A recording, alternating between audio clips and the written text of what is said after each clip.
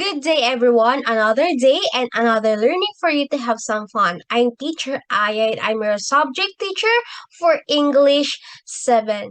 Okay, so for this week or for week 1, our topic is all about, of course, we're going to start with the unit 1, which is all about the pre-colonial times, bridges to the past. So before the coming of Spaniards here in the Philippines, literature in the Philippines consisted of spoken and orally transmitted genres, mainly legends, myths, proverbs, folk songs, and epics. So these genres have gone through significant changes that have been passed on to the present. So moving on for the lesson 1, which is entitled Timeless Stories, Mankind's Quest for Understanding. In lesson 1, we are going to tackle first on what is a legend.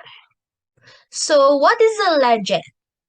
So it says here it is one of the earliest forms of folklore of most, if not all, cultures. Okay, and another description is it is a narrative that is partly true and partly imaginary about particular person, event, place, or natural feature. So when we say legend, it's a genre of folklore that explains the origin of something. As I've said a while ago, a place, a person, or natural phenomenon. And legends may be transformed over time in order to keep them fresh and viral. Okay, so have you heard the word myth or myths before? Okay, so let's compare what is a legend and a myth. So, first question that we have here is there an evidence that the events occurred in the past or does people existed at that time? So, in legend, it says here it's yes. Okay, so there is an evidence that events happened or occurred at that time, and there are people existing at that time. But evidence may be also incorrect or insubstantial. How about for the myth? So it says here it's no. So there is no evidence that the events happened or occurred at that time.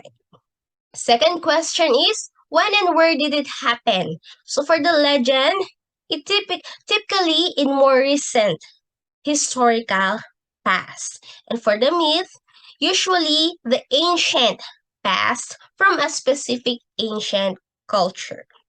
So myth comes first before legends. Next, is it a fact or a fiction?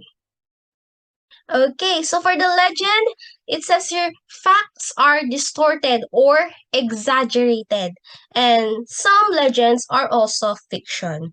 Because when we say fiction, children, okay, so let's have facts first. When you say facts, it is true. When you say fiction, it refers to literature created from our imagination or from the imagination. And for the myth, it says here, no, there's no evidence to prove it as fact. So fictional stories explaining how the world was created or some type of natural situation that occurred on Earth. Next question, who are they about?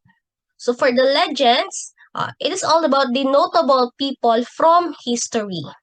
So when you say notable, it's a famous or an important person. How about for the myth? We have here the gods, supernatural realm, supernatural creatures. When we say supernatural, these are unexplainable by natural law or phenomena. And what are they about? For the legends, it is often about heroic deeds, overcoming obstacles, but may also be about evil doing. And for the myth, It is all about traditional narrative that explains natural phenomena through symbolism and metaphor, often involves the gods of ancient cultures. Now, so I have here some examples of Philippine legends that you may also know.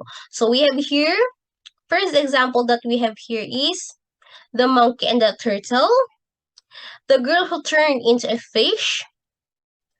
Next is why the piña has 100 eyes, the termite queen. Another example is the warrior dance. We also have the Carabao turtle race, and of course we have the man with the coconuts. Okay, so that's the end of our lesson. So see you next week for another fun day activity. Goodbye!